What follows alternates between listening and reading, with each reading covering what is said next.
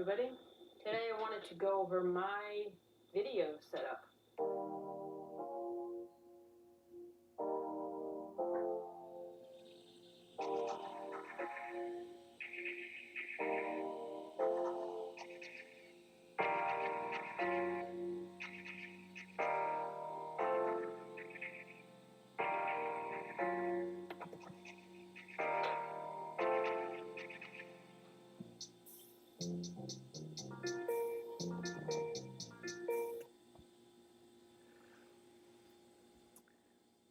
A lot has changed, so let's talk about it.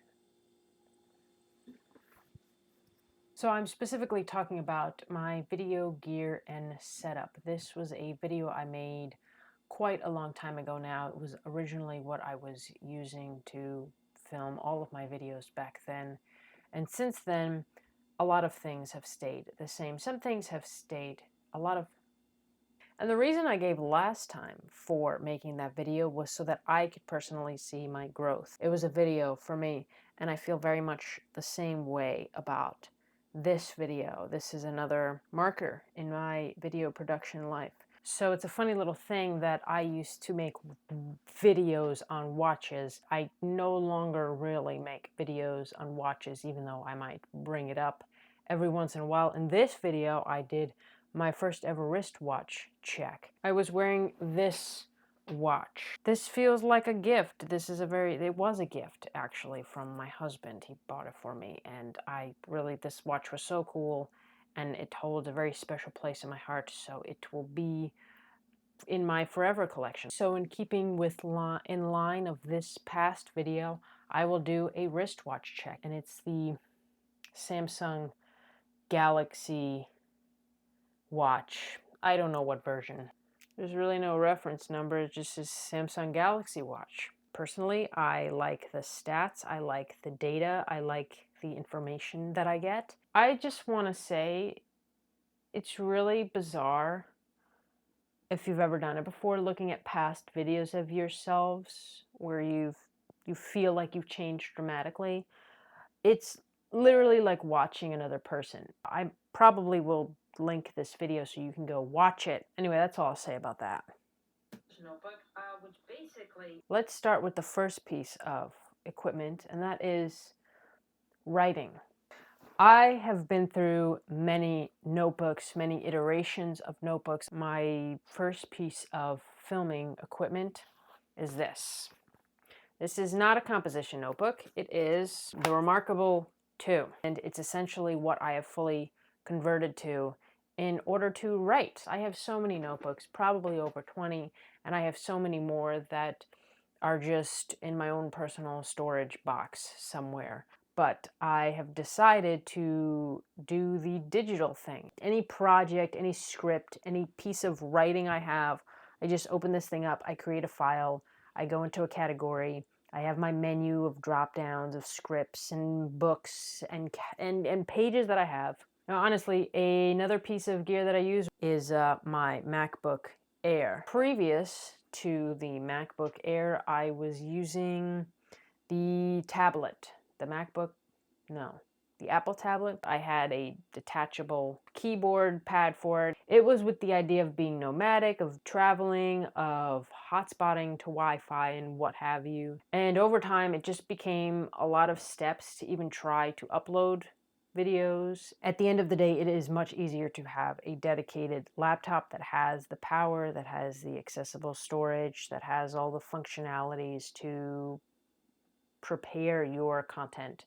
Now, to go along with that computer, because it doesn't have an SD card slot, I have this, which is an Anker just port little dongle thing. For the most part, I am just using the SD card reader. Eventually, maybe one day, I'll get a very beefy laptop that has everything all wrapped in one, and I won't need one of these anymore, because I know in the previous video that I made, I did have a similar piece of equipment. It wasn't this, but it acted in the same way. I don't use any lighting.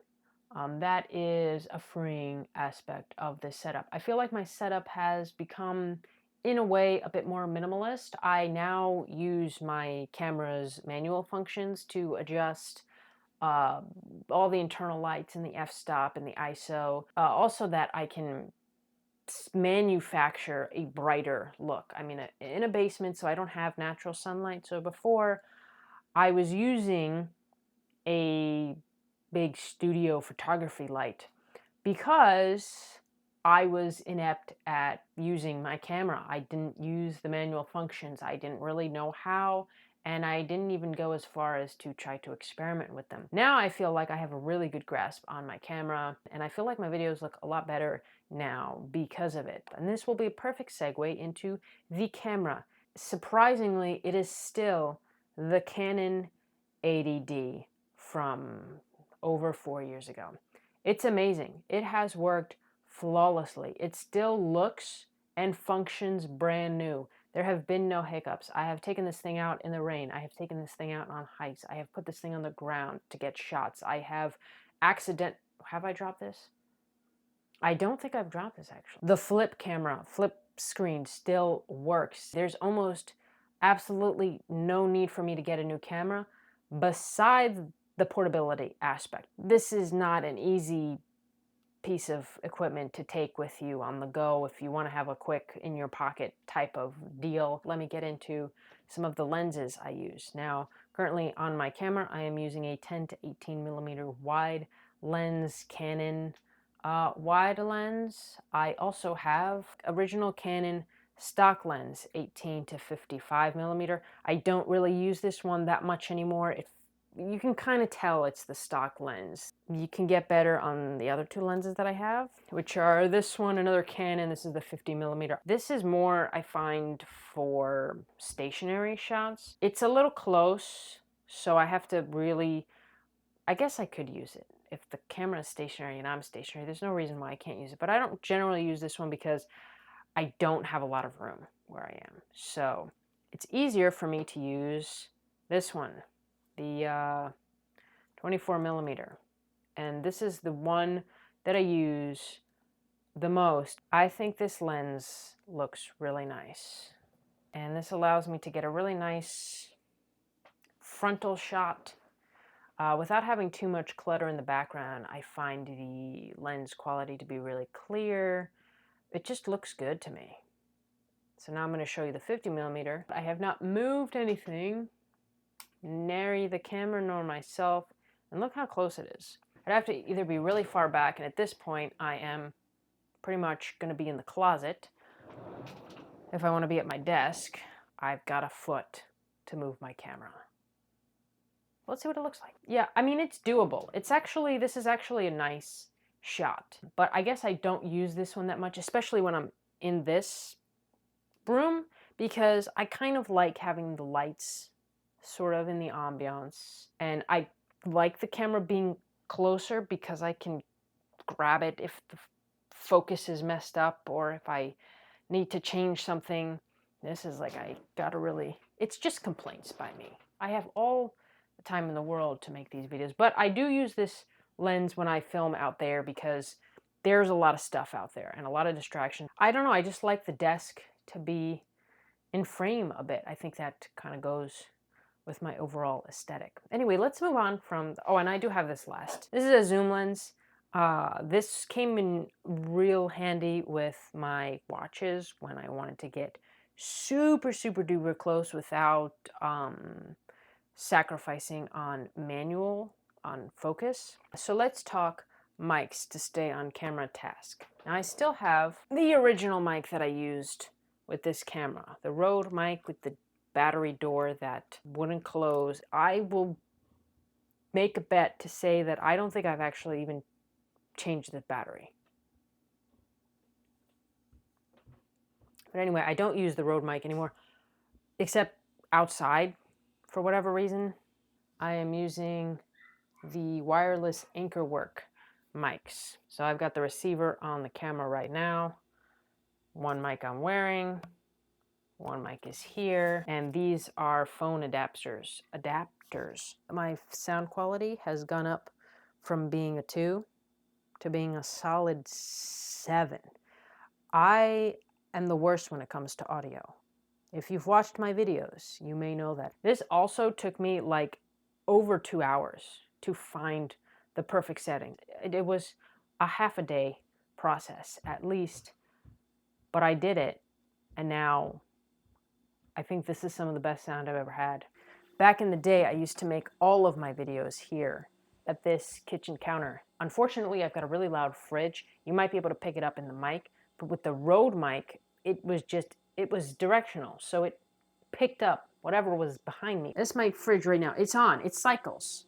But the thing is, if I'm in the middle of filming and it cycles on, that's a drag. One of the reasons why I don't make videos in this spot anymore is because of the fridge. And now at this point, even if you don't hear it in the audio, it's distracting to me. Also, this is not a really nice look. This is a terrible aesthetic background. I don't sit here anymore, which is amazing because that area is such a drag. It's so open, it's echoey.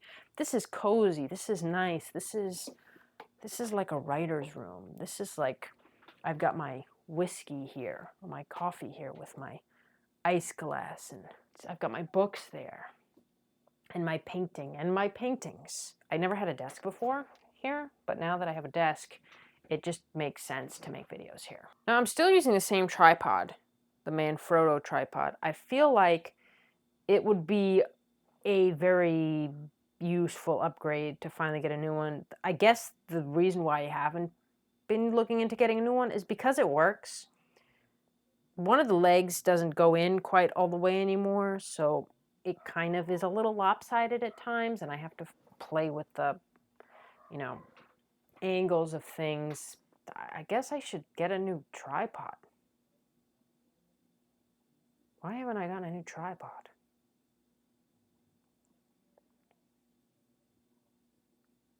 Anyway, my latest addition to the filming repertoire, my phone and a little tripod for it. Now it's not an adjustable like up and down tripod. You can rotate this, and this unscrews and rotates, so you can do either like for short filming or for long videos. I've taken to using shots with my phone. Like, phones have come such a long way. Cameras have come such a long way. Why wouldn't I start utilizing my phones? I think it's awesome to have more experimentation in my videos. So that's it. The last piece of filming equipment is my brain, where I come up with all these ridiculous ideas and I jot them down and then verbalize them to the audience, to you.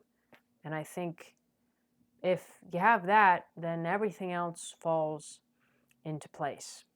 So that's it. That's my simple setup. That's my simple video gear and setup. Thanks for watching. Thanks for tuning in. And I will be seeing you.